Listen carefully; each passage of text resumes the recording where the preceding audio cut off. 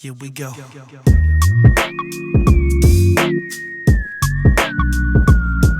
Yeah.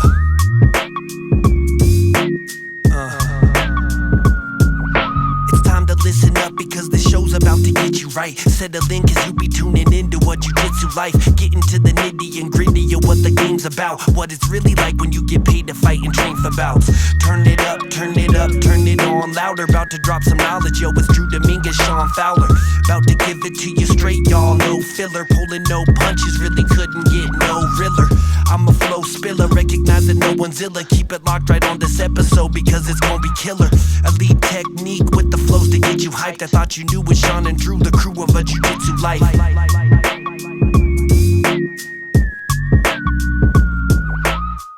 Good morning, everybody. Welcome to FIVE365's Jiu-Jitsu Life.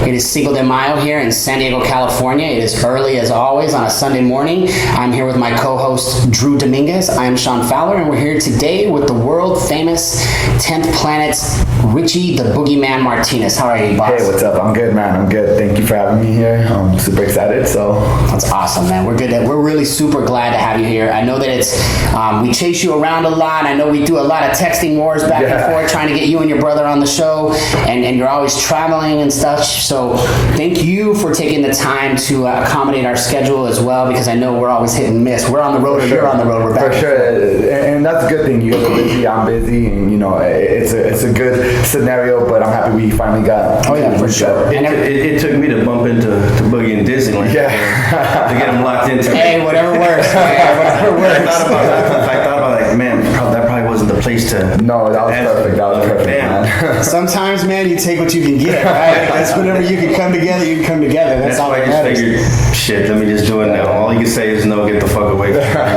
It was perfect, man. It was perfect. Good. All right, Drew, what do you got?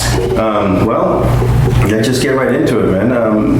You and your brother built quite a following, not just here in San Diego, but across the country. I mean, you guys have followers, Texas, California, Arizona, all over the place. How did that come about? I mean, I understand you haven't been training that long. No. But you've built such a following in such a short amount of time. Matter of fact, we found out the hard way, how to get your black belt card from IBJJF based on a 6-year mark. Yeah. Because he got his black belt in 4, right? 3 or 4. 3 years and 11 months. So yeah, me and him had to have a battle with IBJJF to get him cleared at the 6-year mark so he could actually compete in NOGI Worlds. Yeah, it was crazy, but I'm glad we got it, and it's kind of one of those things like there's a big following in 10th Planet, and I feel that me, Gio, and along with like 2 or 3 more other guys, we were like the first real competitors in 10th Planet Jiu-Jitsu, so I feel that just kind of like that kind of like pushed us a little bit to get a little bit more popular. But then again, it's like we were also doing like finishing in like dramatic fashion, getting like really high level submissions, crazy submissions, and I think that kind of gave us a little bit more popularity other than 10th Planet, you know what I'm saying? So kind of like just those 2 things combined, I think just kind of pushed us. And honestly, like I feel also our attitude and the way we carry ourselves, right. I kind of like, it's one of those things where we kind of leave ourselves like at a platform that we're not above anybody. We're at the same level. We're doing what you're doing, like we kind of like anybody can do this. If we can do this, you guys can do this too. You know what I'm saying? We kind of always carry ourselves in that kind of form. We never, in our eyes, we never wanted to be over anybody. We're never like, yo, we're better than you. We're better than you. We're just like, yo, we're just like you. You guys can do this too. Like we kind of always. Well, the demeanor and the way you carry yourself goes a long way, right? And it actually, it kind of leads us into the next part of that, and that is the following that you've built based on your background, right? So you come from a background of punk rockers and breakdancing and kind of the rebels, right? Kind of the rebels, or what a lot of people would call the emo kids, right? And I don't even call weirdos. them, the weirdos, the freaks, you know what I mean? And hence the freaks, right? Freaks, right? But the truth of the matter is that all of us grew up around like punk rockers and everything, and the guys who run around in their combat boots or whatever the case may be, and the hardcore skateboarders, they were in that punk rock phase or whatever, and they were considered their own little group. Like everybody has their own distinguishing factors, but 10th Planet has built this cult following, right?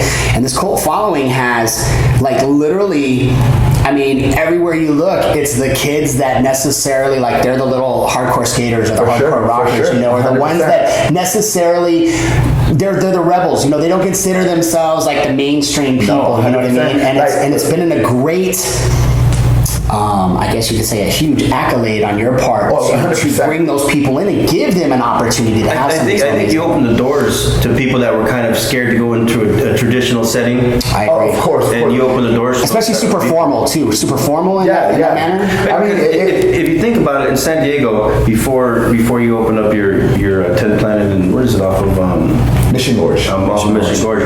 There really wasn't a Nogi school, right? If I'm wrong, tell me. I don't think there was. No, because everybody before that is like Tracy Hess, Chris Brennan. It's all the guys. It's either Eddie, Chris Brennan, Tracy Hess, and that's all sub fighter. Antonio McKee. They're all old school guys, right? They're kind of the last of, and they're all in LA. They're all LA based. So, you know, I would say that the only ones that are left here was Dean, Lister. Right, yeah. You had Dean and Jocko because they're really hardcore Nogi guys, right? They're not super guys that really love the gi. They really, I mean, they'll do both, but their format is mainly Nogi, 100%. So outside of that, I would say, Right here in San Diego, there really was nobody that outside of the MMA guys. Well, yeah. And you got to think about it, like you were talking about, like just kind of like the Outcast. Like Eddie Bravo's a rock. He's in the rock band. You know what I'm saying? Still today. Yeah, still to today. You know what I'm saying? So it kind of gave that attitude. You know what I'm saying? Like that character is like you are an outcast, or not necessarily an outcast, but just like the alternative version. The stoners, right? Yeah, the alternative. You know what I'm saying? Like the alternative version of the jiu-jitsu world. You know? And we kind of just followed it, and we followed exactly his format. You know, like we didn't change it, we didn't do nothing. We just kind of pushed ourselves, transitioned to over to another world, right? To another community, right? Yeah, it's I mean, here, especially here in San Diego, I mean, when you hear Nogi now, it's always 10 Planet guys. Every tournament, mostly 10 Planet guys. And I mean, if that's what we do, we have to take advantage of it. We have to take advantage that that's all we do, Nogi. So we have to shine a little bit. We have to go and we have to try to dominate, like try to be in dominating fashion when we go compete. You know. Like, and truth be told, like I really appreciate the fact that, and this is stepping outside of the box, right? You guys. You don't limit your students to only train at 10th Planet, right? Like, because I know that you and your brother and some of your other guys, PJ and all those guys, like you guys come down and train with us, like at Alianza, and you train with us at Solos or whoever's like you're willing to go and train with all these other guys 100%. To help them in their in their effort to get ready for a Nogi Worlds or Nogi Camp. And I've seen you at train at the various locations too, getting ready for Nogi Worlds as well. So it helps your game, it helps their game, because a lot of these guys don't train Nogi all the time. Their focus is mainly the gi, you know what I mean? And bringing somebody in that has high level submissions in these various ways, helps them grow in their game too as well. And that's the thing, is like I like training with guys that have been training a lot longer than me. Honestly, like every time I train with somebody, it doesn't matter who it is, even if it's a purple belt, sometimes I always take a little bit from there. You learn from everybody. You learn from everybody, and especially like, some of these guys have been training longer than me, so it definitely helps me see things through their perspective or through their eyes. It's super cool and it's super beneficial for me and everybody that goes trains, so. I agree with you. Do you have any plans on opening up another school here in San Diego? No, I think we're good for right now. We want to really focus on growing our school and our student base. But you got a good spread. You're North, you got North County, Oceanside with Gio. You've got Mid-City with you, and then you got South Bay with PJ. We also have Poway now. Who's running Poway? Kevin Burbage. Kevin, Yeah. I like him. Good kid. So we have 4 schools right now, 4 locations. We kind of hit every corner in a way. The only thing is like Del Mar or something like that. But realistically, like it's covered anyway. No, but now you're covering inland as well, North County inland. So yeah, you've covered all the elements. I agree. After you. After me, man. So you've gained this following. You've done all these things. You've really blown up the programs for Nogi. Because I've watched the pictures over the last, let's say, 4 to 5 years just explode. And it's been crazy. And what started out as like 10 people in the gym, has exploded into this, monument people. And what you've taught other people is that the 10 planet system in the no-gi can actually compete with people on all levels. Just because you're a gi guy doesn't mean that you cannot compete with these other guys, you know? And although you guys have your own format, you know, the EBI rules and so on and so forth, you know, that led you to create another show based off of Eddie's EBI, and you created what was called the Ultimate Mat Warriors. Yes. And you've been doing that out of San Diego now for a while. Yeah. It's pretty much the same format for the most part. For sure. You know, now that Eddie has moved on away from the whole EBI type of thing, and he's focused mainly on combat jiu-jitsu, which is ultimately old school pancration, right? Sure. And a lot of people don't realize that. They think it's like this new thing, like, oh, combat jiu-jitsu. Well, guess what? It's fucking pancration, okay? And pancration was around for a long time. I know we used to do pancration shows, kids and adults, and they used to compete, you know, with shin pads and shin guards and different things. And, you know, now they've made it more like a slap boxing, you know, jiu-jitsu match, or like Javier Vasquez would even say, you know, what is he? I think he calls his what does Javi call his strike-based jiu-jitsu, right? Strike-based jiu-jitsu, right? So you've got all these different elements. And you've got all this growth and all these movements, and a lot of people are really frustrated right now. Like you hear like Eddie Cummings and all those guys saying, well, man, we wanted EBI, now it's gone, Gary Tonin. But a lot of those guys are now focused on MMA. For sure. You know what I mean? So that's their natural transition, you know, that you go into the combat jiu-jitsu, and then you transition directly into MMA for most of these guys. You know, and I think far too often, these guys are focused on,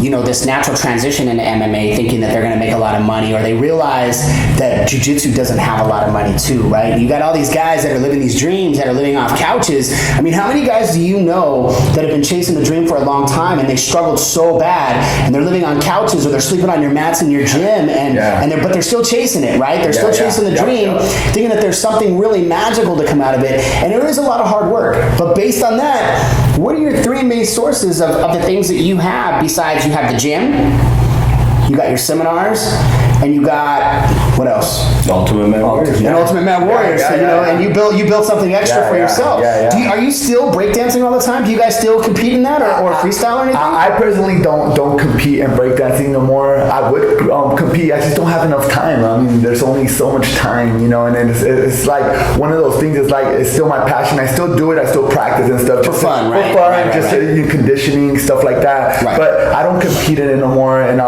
it definitely, you know, there's a lot of things that took place in there. Like I don't want to be that guy that goes and competes and can't hang with the young bucks. You know, I don't want to go in there and get smashed. Basically, it's like being a black belt and not training for a while, just kind of like doing 1 or 2 classes. And these new kids come in. Then you go compete at Worlds. You know what I'm saying? It's just you know you're not going to be at that level. Can you be at that level? Of course, you were there. You could get up there once again, but it just at this time, it's like it's not my main focus. It's still my love. I still do it for fun, you know, just to practice and hang out with my friends.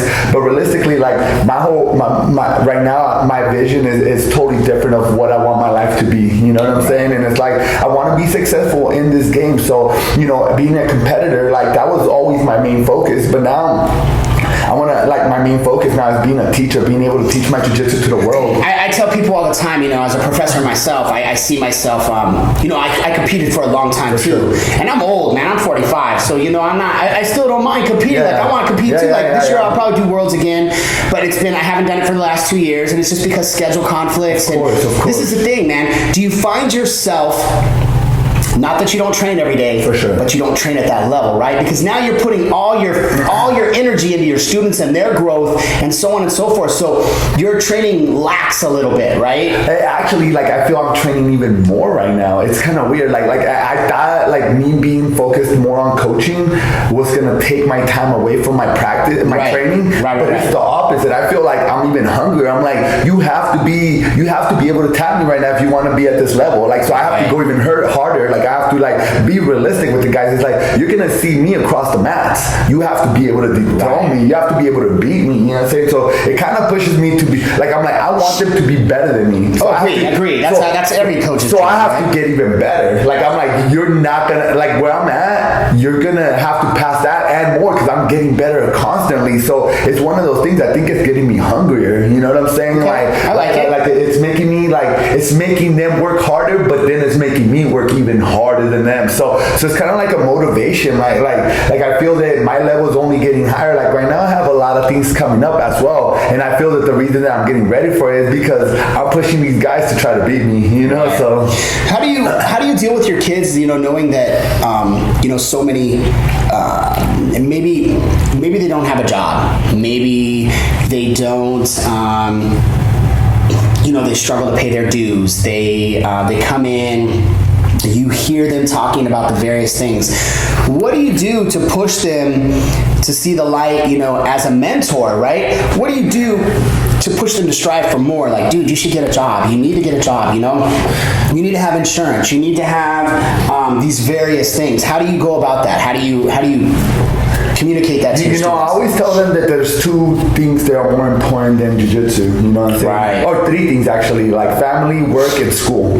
Like you have to have that to have jiu-jitsu. Jiu-jitsu's the bonus, Jiu-jitsu's what, like you have to be able to secure your life so you can help your family be better, you know what I'm saying? For you can help yourself be better, for your parents to be comfortable with you, like just living a life. Nobody wants their son or their daughter to be like, yeah, go do this dream and don't have a job. Don't be able to eat, sleep on somebody's couch. Your parents want you to go and be able to have a house, be able to have a car, be able to wear clothes that you want to wear. But it's like, if you don't have a job, if you didn't have good education, you're not going to be able to get that. So I always kind of push my guys. It's like, yo, you have to have a job, you have to have a school. Like even my kid, like actual kids that go to school, I'm like, if you're not doing good in school, you should be doing homework. You should be studying right now. 100%. Like, Right. That should always be the main priority for them, And then secondary, then we go into jiu-jitsu. Yes, if you are already at that level that you're competing and you establish yourself to have like a good income through jiu-jitsu, then yeah, go 100%. But prior of that, to get to that level, you need to be able to have enough money to live. Yeah. Well, and I think too that the world has changed a lot. The world has changed a lot in past years. Compared to whenever we were kids. Like now, dynamically, man, you can do so many things dynamically now that weren't available back then. You know what I'm saying? So, not only that, but I think we had better opportunities whenever we were younger to work hard and still come out on top. Now, you got to have an education to work at McDonald's. Like, it's a different game. Sure. You got to have a bachelor's degree to work with McDonald's now. It's a different game. But, I feel now that there's a lot of opportunities that you're able to actually, like, make a living off your love, your passions. You know what I'm saying? Like there's more artists nowadays. There's more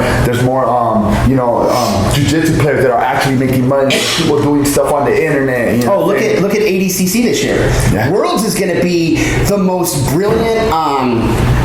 Worlds this year is going to be the most stacked, talented pack card that they've ever had ever. You know what I mean? 100%. And the level of competition is going to just blow it away this year. Dude, it is crazy. Yeah, like the competition for ADCC this year is going to be insane. I'm super excited to watch it all. Before we jump into ADCC, let's talk about Ultimate Mat Warriors. I know that was the original question. How did that come about? And what do you go on, number 4 or number 5? 5. It came about to like me being one of my students like, oh man, there's no competition, it's NOGI around like in the next few months, and I'm like, I guess I'll just make my own competition. That's really what it came about. Like, I'll make my own competition for my guys, and it was like just an in-house one.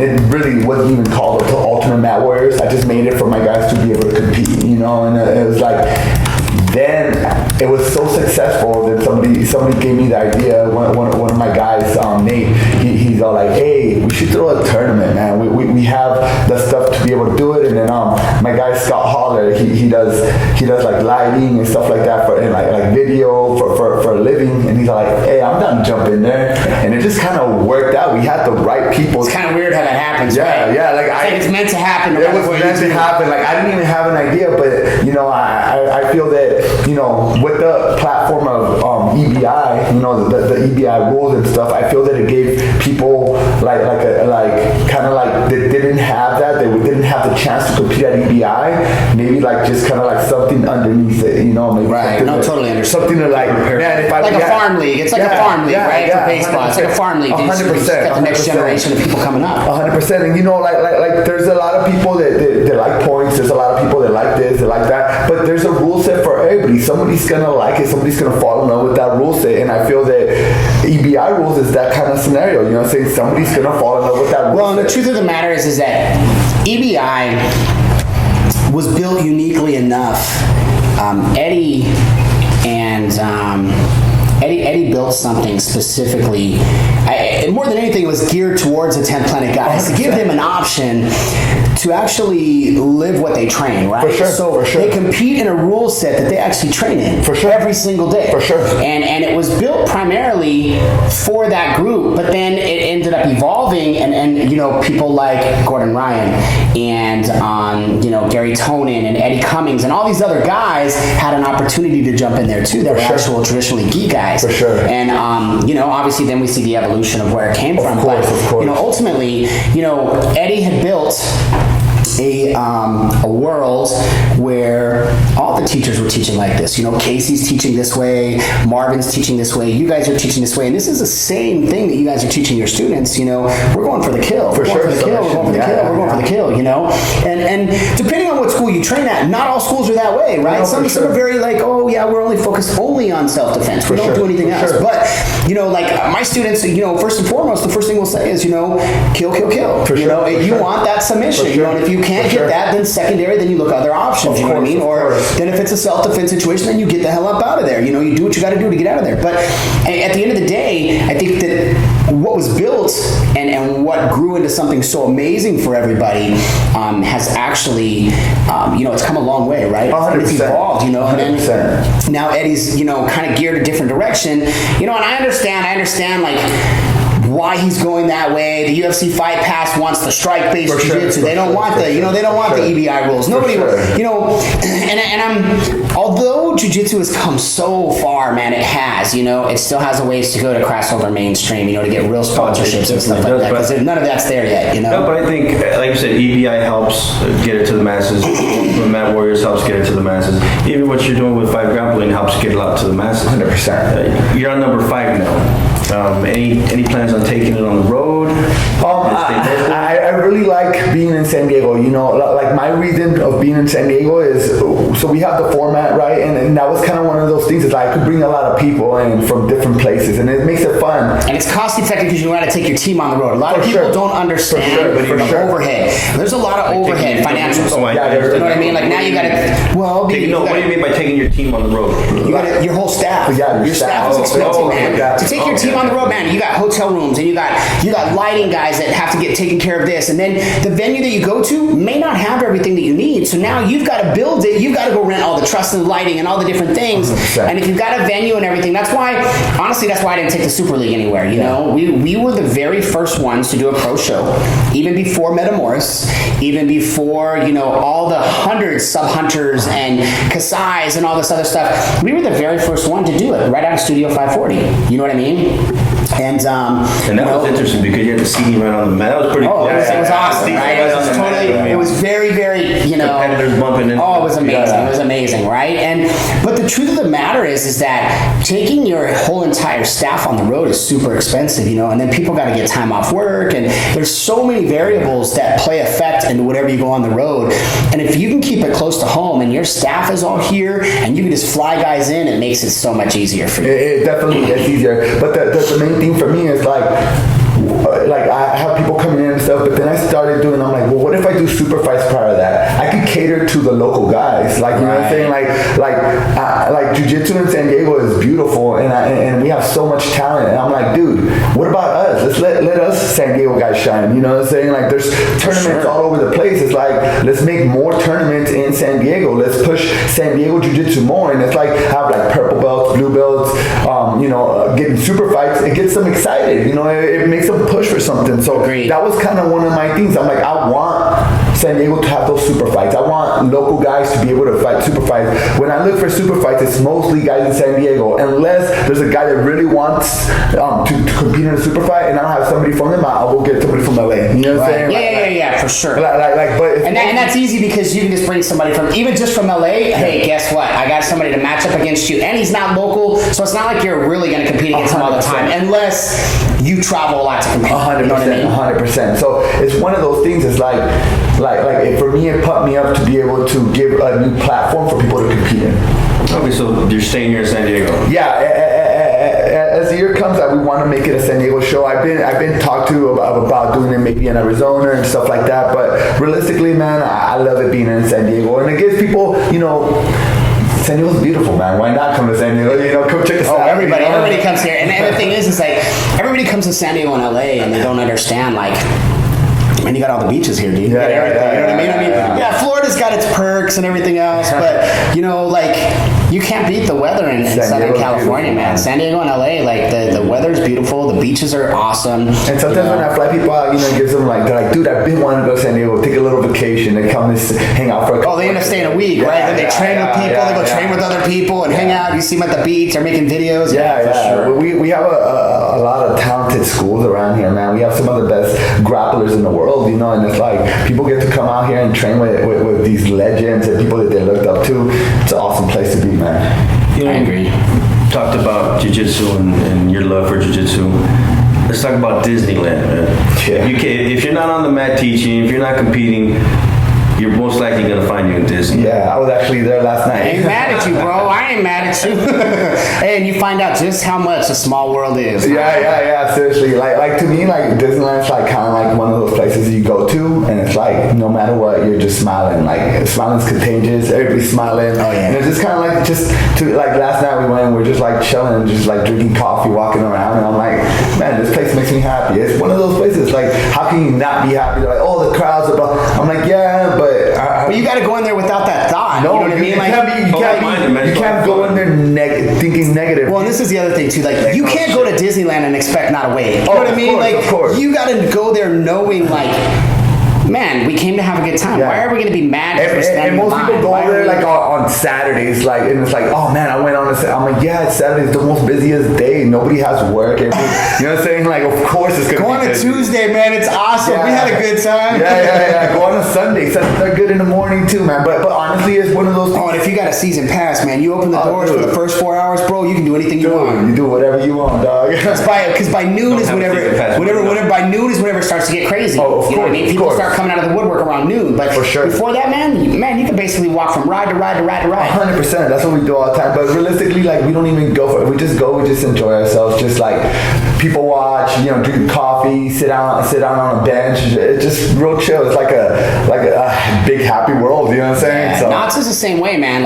If you go to Knott's, too, same thing, man. You get in there, you open that place up. If you get there first early, 3 to 4 hours, dude, are all you, man. You can literally run from ride to ride. Man, you could actually take your kids there, ride all the rides you want to ride in 4 hours, dude, and be out the door, and the crowd will barely get in there. Yeah, and on your way driving back, yeah, for sure. Most of the time, me and my girl, we go to Disney super early on a Sunday, and then by 2 o'clock we're bouncing. Yeah, for sure. Well, with the season pass, man, you can come back next week too. Yeah, 100%. You brought your wife up. She trains as well, right? Yeah, she's a brown belt right now. Yeah, she's a brown belt. She's she works a lot as well. You know what I'm saying? So she has 2 different lives. She works, and then she also competes actively. But right now she's slowing down a little bit just because work's taking a lot of toll on her. But man, she still competes. She still pushes. She's in the gym every day. You know what I'm saying? If she can't make night class, she'll be at 6 a.m. So yeah, she definitely pushes. She's a hairstylist. She's a hairstylist as well. Well, my wife is as well. Yeah, that was So now with Mother's Day coming up, she's been working 6-7 days. Oh yeah. Mother's Day coming up. Yeah. It's definitely like a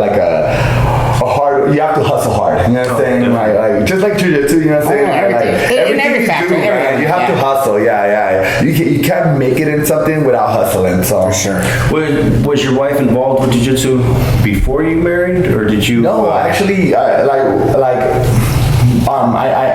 when we met or whatever, we met each other through dancing. She was a house dancer, I was a break dancer, you know what I'm saying, or a b-boy, and we would see each other at shows or just at events or warehouse clubs or stuff like that, or parties, and then we met each other like that, just kind of seeing each other, just kind of having friends, the same friends. Friends of friends, right? Yeah, and we were real good friends for a really long time, and then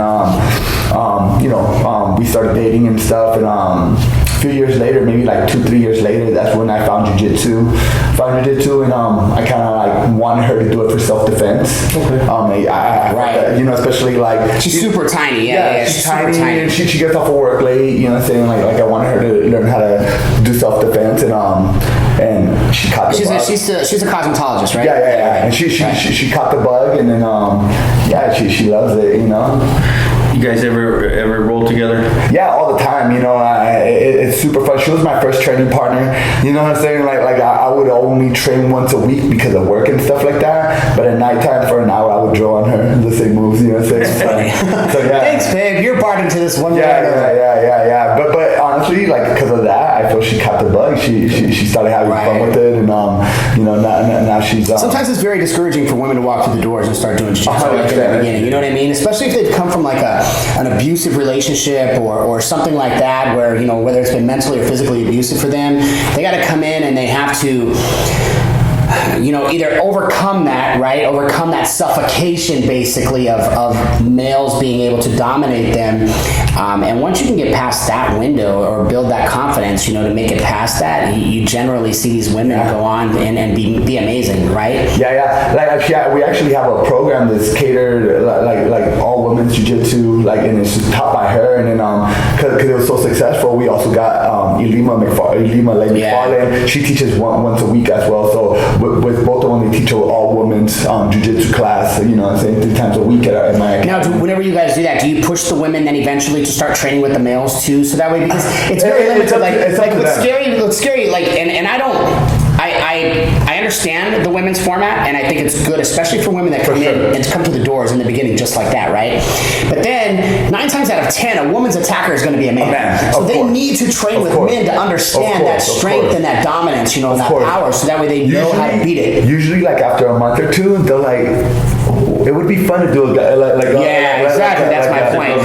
Once they build that little bit of confidence, right. Just getting up to the door and be like, I don't want a guy just hugging me, sweating all over me, on top of me. You know what I'm saying? So it just kind of gives them that confidence, you know. And most of my girls like started with Nora's class, and now they're just like purple belts, blue belts, and like in the class with it half males and females. It's awesome. You also, well, I asked you, you have a sister. Yes. You said your sister doesn't train. No, she doesn't train, but she's actually my brother's twin, Gio's twin. Oh, okay.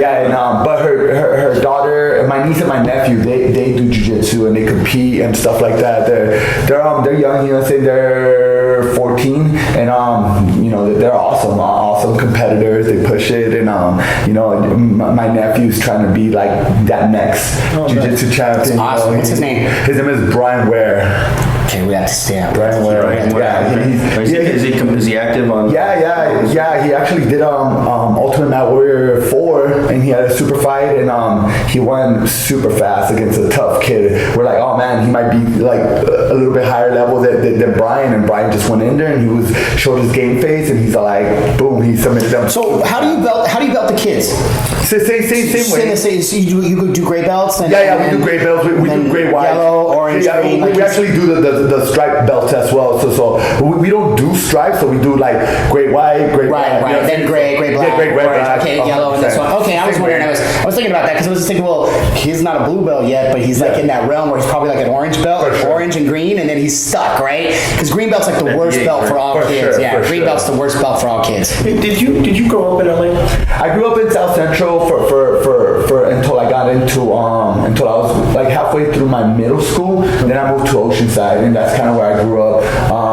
But yeah, we lived in South Central. It got really bad in the 90s. You know, of course. Got super crazy. Gangs and drive-bys and everything, right? It got super crazy for us, and then my mom decided to just take off and come down to San Diego, and kind of like that's where I went to middle. Crazy because San Diego is just as bad too. Back to LA? You go back and visit? Yeah, I do. I don't really like LA too much. I like certain scenarios. I agree. You know, and it's just because it's like. Not necessarily. I just got used to San Diego, and I got used to the San Diego lifestyle. You know, I mean, I love LA for its certain things, right? Oh, of course, I like the food, 100%. Right? I like going there to visit. The culture, the different things that happen. You know, like there's amazing things like in Whittier. You know what I mean? I like going there to Dodger visit. Stadium. 100%. Definitely, yeah. I've been in San Diego for about 14 years myself. Okay. I'm originally from LA. Okay. I'll never go back. That's lying. We were just there last week, bro. Well, to live. You like to go. No, but I like visiting. I like visiting my family. I like going to San Pedro, which is kind of like the port. Go eat my shrimp over there or stuff. There's a good fish out there. Yeah. There's a place called Berth 55. I was just gonna say we were just talking about this. It's right off the 710, but basically where it is, right before the Queen Mary. Yeah. But they have you pick the fresh fresh fish right there. They cook it how you want it. However you want it. Is that the San Pedro Fish Market? No, it's right by there. By there? Yes. Yeah. Okay. Look up Birth 55 next time you go. All right. Him and I were just talking about this. Yeah, it's pretty awesome. Nah, yeah, like I like go and visit, go and eat, you know, saying go with my girl, maybe like a night out of town or whatever, like, you know. So yeah, I find myself doing fun stuff over there, and then I'm going to train with Eddie when I go over there. I try to go like once or twice a week, you know, say to go visit Eddie. So I do find myself over there, but not to live. Like I wouldn't find myself like, yo, I'm gonna live here now. Like I couldn't either. I love the San Diego lifestyle. You know, like I grew up in North County, San Diego, in like the Oceanside area. But now in San Diego, I couldn't leave San Diego, like the city of San Diego. You know, like I have so much fun here. There's so much to do. And it's so beautiful. You know, and it's like, yeah, I couldn't go anywhere else. Before we get into ADCC, where do you see yourself and the whole 10 Planet movement out here in San Diego in the next 2-3 years? You know, honestly, like I feel like a consistent growth. You know, like I don't feel it's going back. Like I feel that like where you find like 3 out of. How many black belts you got now? One out of me, I have four. 1 out of 3 people are gonna be are gonna love the no-gi more than the gi. You know what I'm saying? Like literally, like so not, you know, maybe like 1 out of 3. You know, and I feel that there's always gonna be like a home for those guys. Oh, 100%, 100%. I agree. You know, and it's like and I'll be honest with you, man. You know, obviously we do shows all the way across the United States nationally, and I'll tell you, man, I roll into some cities, man, and they're like 10th Planet, 10th Planet, 10th Planet. I'm like, what the hell, man? Where did they come from? Yeah, where did they come from? If I'm right, I was looking at the listings, there's even a 10th Planet in Minnesota. Yeah. You know, I mean, I know they're all over Texas. For sure. I know they're in Colorado, they're all over the world. I went to do the mail outs for Minnesota the other day, and I was throwing them. I was putting the stamps on, right? And I was throwing them through the thing. And I was like, oh shit, there's even 10th Planet Minnesota, man. Like that's awesome. You know, I know they were in Chicago, but we have over 100 schools 10th Planet, you know, and here in San Diego we have 4, you know, and it's like there's a following for 10th Planet, you know, and honestly, like there should be, you know what I'm saying? Like there should be, like I love watching gi jiu-jitsu. I do. I go to World. Casey opened 2 10th Planets in Vegas, right? Or is there only one now? Two. There's one on each end of town, right? Okay, okay. Like I love watching gi, but I don't like doing it. You know what I'm saying? It's not my forte. That's okay. That's fine. But I do enjoy watching beautiful. And me, I'm the opposite. I love to do the gi, man, but you only get me to do no gi like maybe twice a year. Like maybe twice a year. No. But see, I like watching. I like watching gi. I think it's a beautiful sport. Oh, I agree. You're never tempted just to put it on just to see. No, I mean, I honestly, like as a purple belt in Iowa, I competed in a gi once. I drove from Chicago to Iowa, and I ran through my division as a purple belt. It was the advanced division, and then the guy's like, yo, we need a guy to do our bracket. One more guy. It's my bracket. Right. And then he's like, and I'm like, I don't have a gi. I'm sorry, I've never done a gi. They're like, I'll let you borrow my gi if you want to jump in there. And I was like, and I'm like, all right. He tied my belt because I don't know how to tie a belt. Of course, I was like, we just hand it to you guys. Yeah, and then I did, and I won it. I won my division and in the gi, and that was the last time and the first time, you know, thing I wore it. So it's all right. It was fun, you know. So no chance we'll ever see you in the gi. No. I mean, no. You'll see me. You'll see me in gi pads maybe if it's a little bit cold at 6 a.m. and stuff. You know. You want some too, old man? No, but like I said, man, it's a beautiful sport. I like watching it, but my forte is no-gi. You know, I love no-gi.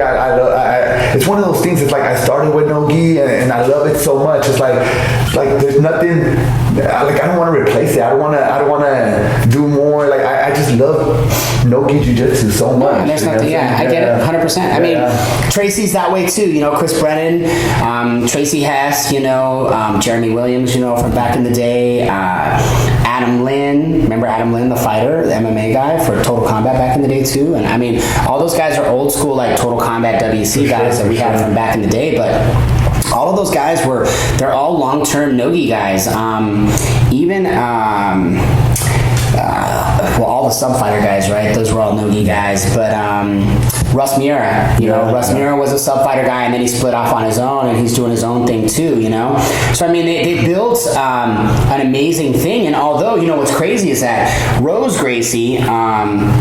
And Javi's a Gi guy. Rose is from the Gi family. You know, that's Horion's daughter. That's Henner and Hiron's sister. Okay, but her focus is Nogi too. She absolutely loves the Nogi world. She's one of the people that supports Nogi Jiu-Jitsu 100%. The most. You know, she supports the Nogi movement like very strong. Yeah, last weekend actually in LA, we I guess Rosie had set up a tournament, and she's really focused on some things that are going on personally in her life right now, and she forgot about the tournament. So there was like 25 guys. There was like 25 guys that registered, and she was scheduled to have this tournament. So she called me and she's like, Shawn, can you add them to your roster and just let them compete? Oh no! And I was like, come on, Rose, for real? And she was like, no, seriously, like I got to give them a home. And I've known Rose for so long. I was like, all right, yeah, let's do it. So I sucked them in, and of course, you know, we probably. People that never even knew who we were are probably, you know, now at this point, you know, they'll come and they'll hang out too, you know, and that's cool. For me, like, we built something unique, and my thing is that, man, I've done away with the barriers at tournaments.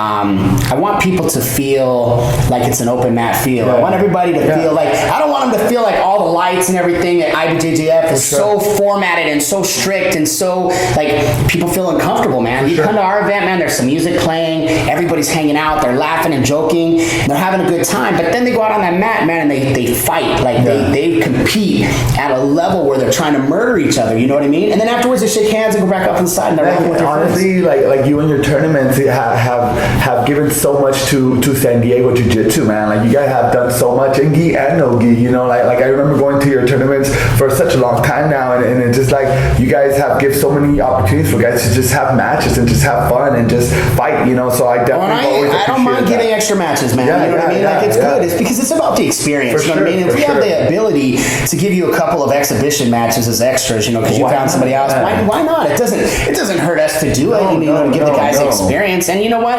They love it and they have a good time. You know, they're not going to be able to do that in very many other places. Yeah, you guys are like the godfathers of like Jiu-Jitsu tournaments in San Diego for sure, man. You know what I'm saying? Like we're the first ones here. That's crazy. Yeah. Do you have ADC pulled up on your? My computer just went dead, so we're done on that one. Actually, you know what though? Actually, I could pull up the names. You want to talk about the names? It's up to you. If you want to run through it, we could just go home. You know, I know I told you outside the last time I talked to you was about 6 years ago. Yeah. Competing in MMA. How was that experience, and what made you just walk away from MMA? You know, for me, MMA was a fun experience. You know, and it was one of those things that throughout the years, I was doing really well with submissions in MMA, but I got to a point that, you know, everybody I fought knew what I wanted, you know what I'm saying? So it was one of those things that it's like my arsenal needed to get bigger, and I never fell in love with striking. That was my biggest flaw in MMA, was not falling in love with striking. I loved the jiu-jitsu part of it. I hated the striking part of it. It was not a passion that I had. So throughout the years, like as I was fighting, I found myself making my fights getting harder and harder, and then I got to a point that they're like, yo, we're bringing you to the Middle East, we're bringing you to these bigger shows. So it's like, these guys, it's like, now you're like the next step. Did you ever think that you'd get to travel as much as you've been able to travel with Jiu-Jitsu, bro? It's taking you all over the world at this point. It's a beautiful thing, man. It's a beautiful I mean, I've texted you before and you're like, nah, dude, I'm in Europe right now. Yeah. No, man, I'm over here in Asia right now. What do you mean you're in Asia? And he's like, I'll be back on Tuesday. Like realistically, like my next my next super fight is gonna be in London. You know what I'm saying? In Polaris, and then after that I have another match. I'm not gonna say where, but in Orlando. I'm not gonna say what turn. You can tell us off mic. In Orlando, and then after that, then I have combat jiu-jitsu. I'm defending my 170 title. You know what I'm saying? So I have a bunch of stuff, and then in LA as well. But I have a lot of different places for all different different places. You know what I'm saying? Like I'm traveling to compete, and I'm traveling to do seminars, man. I'm honestly like, this is the best time of my life, and I'm definitely taking full advantage of it. You know what I'm saying? Because eventually it'll slow down. Right? It will slow down. You want to take as much as you can. And like I said, like I want to compete against the best in the world right now, and I want to teach jiu-jitsu through my eyes to all over the world. You know what I'm saying? Like, cause everybody has a different view of what jiu-jitsu is. My jiu-jitsu is different than yours. My jiu-jitsu is different than yours, and our visions of jiu-jitsu is different. So we're all trying to spread the same thing. 100%. I agree. And my mission right now is to be able to showcase jiu-jitsu through my eyes and teach jiu-jitsu through my eyes. You know what I'm saying? That's my biggest mission right now, man. I want people to see jiu-jitsu through my eyes. Good. All right, so let's talk about this really quick. 66 kilos. 66 kilos, man. This is oh my God. These are some deep These are some deep names, man. So you got Cobrina, AJ, Paulo Miao, your brother, Jamil Hill, Tankino, Nicky Ryan, Ethan, Christensen. You got Zoer, Ruan, Gianni Grippo, Mikey Musumisi, Pablo. Damn.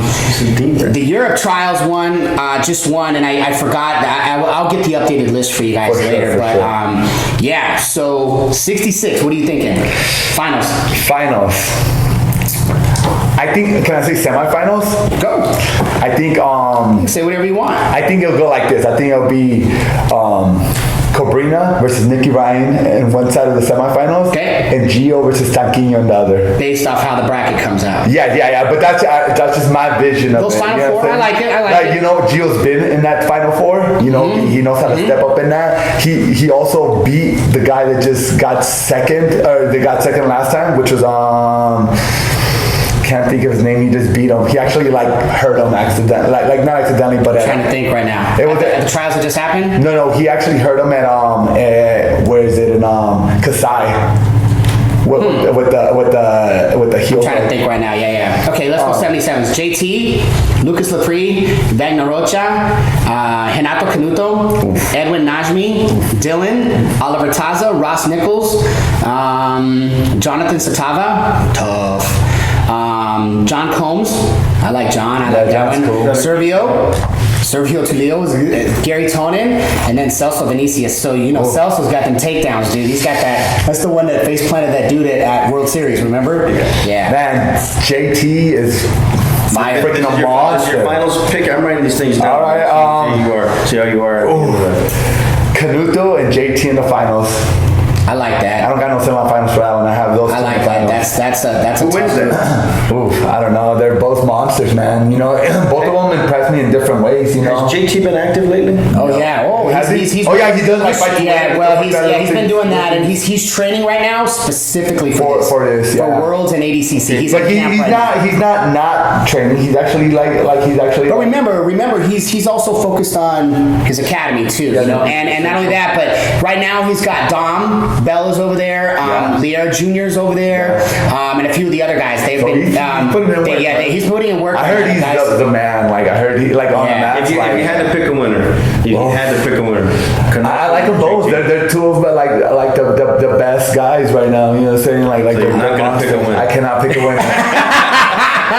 I'm not going to be the guy. All right, 88. Keenan, Shanji, Murillo, Santana, Mikey Perez, Craig Jones, Kit Dale, Rustam, Josh Hinger, Adam, Alec, Gabriel Almeida, Gabriel Argis, and Leandro Lowe.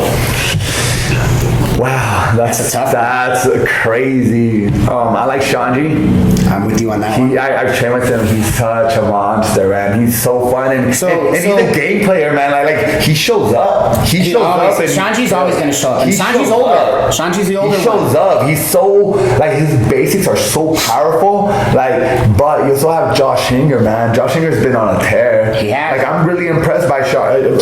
And you got Mikey Perez and Josh Hinger in the same bracket. it. Do they place them like next to each other, kind of? They like will, second round, right? Normally you have to go against them right away in the first round and knock it to the ground. Compete against each other? No, I think it's second round. I like at least. First or second round, usually you have to bump the guy out. Yeah. So would they just walk with bow out, or would they actually? No, they have to fight. They have to fight. No, it's automatic. You don't bow out in ADCC. No, You fight. basically you did not. There's no Like bound. the Mendes brothers fight against each other 1v4. You know what I'm saying? So if you had to pick a winner on that 88 bracket, who would it be? Bro, I'm gonna tell you something. You're also. I'm gonna go the top 4. I'm gonna go Shanji. Same for me. I think as much as I think Keenan is in limbo right now with everything that's recently happened. Yeah. So depending on how his training camp looks like comes. he's found a home over there with. No, I think. No, he's just everywhere. there. He's there visiting. everywhere. He's just gonna travel around. He's gonna be a nomad. This is my 4 right here. Shanji. I have Leandro Lowe. Josh. Josh Hinger. I'm gonna throw Kit Dale in there. I'm gonna throw. A lot of people forget about Kit, dude. Nah, I'm gonna throw Craig. Those Craig 4. Jones. Oh, I like that. He's beating Keenan. He you know, he's done good against these guys. He's beaten Leandro Lowe last year. Right. So I have him as my I like top it. 4. I like Sanji, Lowe, Josh, and Craig Jones. Yeah, those are Who my wins 4. that? Oof. I'm just gonna go old school and just say like Shanji. With the most history, I'm Yeah, with you. why not? Like 99. Okay, this is bad, bro. Gordon, Hold on, Vinny. hold on. Go ahead. You got Gordon, Vinny, Lovato Jr., Patrick Gadio, Hulk, Spriggs, Mason Fowler, Ben Hodgkinson, Petru, Paulo, Luis Panza, Romulo, Jackson Souza. All right, my 4 is like right off the bat. It's like Gordon, Vinny, Rafael, and the Hulk. Hold on a second. Gordon.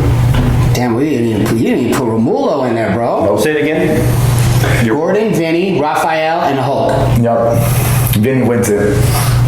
Damn. But Vinny's legit. You never count him out. Gordon's amazing. Of course, we've seen him just fucking be one of the best in the world. Agreed. But it's like he just had surgery. I'm not sure how. That's the reason why I said. How he's gonna bounce back right now? Yeah, well, it's just like. I gotta say Rafael or Hulk. Yeah. You can't Hulk is a monster. Hulk's been killing it. And Vinny's another level, man. We forget about Vinny. You know, Vinny's another level. He really is. All right, 99 plus. This is the worst division ever, bro. Like this is. And Vinny's Hispanic, so I kind of have to give him a little love, you know. All right, Buchecha, Yuri, Orlando Sanchez, Kynan, Joao Rocha, Jared Dopp, Cyborg, Tex Johnson, Nick Rodriguez, which is obviously new to the format, right? Yeah, you can't count that. No, not at all. He'll trick you. Eldar, Antonio Neto, or Braga, Cara de Zapato, and that's it for now. The other invites haven't been sent out. Be here for the boo. Yuri for sure. Orlando. Buchecha. And Buchecha.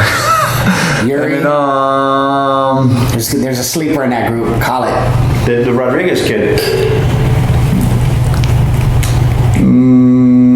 Destiny. I say the Rodriguez kid. Rocha.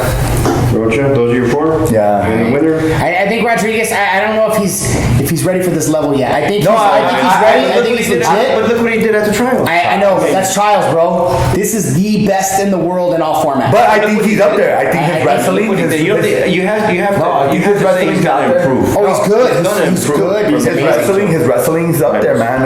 It's one of the best wrestlers in jiu-jitsu right now. You know what I'm saying? But you put him in your 4. Nah, because there's more experience. People have more. That's what I'm going off the experience, man. Okay. The experience factor. Pick a winner. Who? If I knew him more, maybe I could kind of like. All right. We just haven't seen him compete at this level enough yet. Yes, that's what I definitely. mean. Who wins this? Yuri, Orlando, Buchecha, or Rocha? If you had to pick someone. You know what? I'm just gonna go with Yuri. Like not only because I know him, but it's like out of those guys, he's the underdog in that scenario. You know what I'm saying? Like, so I'm going for And he that. always shows up. He always shows up. And he's been motivated and he's been on a tear. You know what I'm saying? So I'm like, yeah, he's the one. All right, 60 below. Beatrice, Bianca Basilio, Elvira, Francielle, Fionn, and Jenna Bishop. There's also the European girl that just won, and I can't think of her name right now, but I'll update this list for next time. Elvira, I have to be biased. Okay. 10th Planet, you know. Okay. But like I like all of them. You know, Beatrice, of course, she's the best in the world. You know, and but the thing about Elvira is she's gone against the previous best in the world. I'm gonna go those four. I'm gonna say because Jenna's the sleeper. I'm gonna say Jenna's the sleeper. She's a beast, man. She's a beast. Bianca Basilio, Elvira, and Beatrice. Last time Elvira went against Elvira, Bishop, Basilio, and Elvira, Bianca, Basilio, Jenna Bishop, and Bia. Last time Elvira Ilu went against the best in the world, she beat Mackenzie. You know what I'm saying? So. Right. Okay, so who's the winner of that? You picked, of course, you already picked. Yeah. Your winner, Elvira. She's saying Elvira. See, I'm going all, like, even though it sounds biased, I'm gonna say like, Gio. even Gio, like, I'm picking Gio, because I've seen how hard he's training. You have to, man. Well, even that, like, I have to be honest, but I've seen the training that goes involved in this, you know what I'm saying? Like, that's the reason why I cater to those guys, and I'm like, why those guys? Because I see them train every day, and I see how much work they're putting in. Yeah, 100%. So. First one in the room, last one to leave, you know what I mean? 100%. Like, that's what a lot of people never understood about Dominic, right? Dominic Cruz. Dominic Cruz, you know, who's this little dude that come in the gym, but man, that dude, if you know Dom well enough, and I've known Dom a long time. I remember whenever Dom first came to San Diego and did his first MMA fight with here. And Dom hated me because I would scream at them in the back rooms because I have to keep all the fighters together, and everything under control. And after Dom did his first couple shows in MMA, he understood why I would scream at everybody and get everybody situated.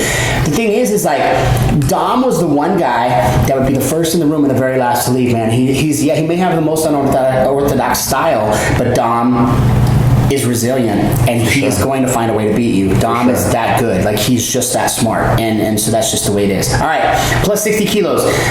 Gabby Garcia, Amanda Levy, Jessica Da Silva, Karina Santi, and then the European Asia. There's a couple of invites there. There's one invite that I would like to see more than any of them, and that is Tayani. Now that Tayani has switched over to Alianza, now that she's left Alianza with Gracie Baja, it means that Gabby's no longer, her and Gabby are not at the top fighting for that position. You know what I'm saying? That is a match I think that everybody is dying to see, and my guess would be a lot of the reason why Tayani left Alianza, you know what I mean? Because she was at the top, and she can't get past the shadow of Gabby, no matter where she goes. She hasn't been invited. She hasn't been invited yet. So, okay, with her not included, who would you pick to win? Right now, Gabby? Right now, there's only 4 names in there. You know what I mean? You haven't announced. I mean, the European trials winners there. I'll get this updated list. But Gabby and Amanda is that new up and comer that's coming up. I agree. Like, she's tough. She's tough. Really, you know what I'm saying? Like, but does she have the experience that the other girls have? Yeah. That's the only thing. And she does really good under pressure, and Gabby's got the experience. She competes really well, but it's like, how is she gonna do against Gabby Garcia? That has the strength and basically like the size advantage plus the experience advantage. So it's I want to see how that plays out. I'm gonna throw it out there, okay, and I'm just gonna say this is my wish list, right? If Tayani gets invited, the finals are Gabby and Tayani all the way. That'd be good. That'd be great. Yeah, that'd be dope. Unless they fight in an earlier round. Ooh, that'd be dope too. And I really want to see that shit. But it's like, how much? Like, I mean, who wins that? Gabby has been doing MMA so much. I don't know, man. I don't know. You know, and that's a tough match. Gabby, did she compete a few weeks ago? She did. But she was for a long time, for the last couple of years. You gotta remember, man, she's pretty much the most dominant person at that category. You know what I mean? Yeah. And now you've got up and comers like Tayani and Amanda Levy that are gonna give her a run. It's not gonna be where Gabby was just the most dominant person at that weight class for so long. You know what I mean? And rightfully so, but now you've got girls that are on her level that are going to bring it and actually challenge her for the throne. Yeah. You know. Yeah, let's wrap this up. Where can everybody find you on social media? Basically, tell us a little more about your upcoming events. Yeah, the best way to find me is on Instagram, and it's Boogeyman_TFS. And that is the freak show. If you guys don't know. Yeah, TFS. Yeah, and then yeah, man, like Ultimate Mat Warrior 5 is going to be September 14th here in San Diego.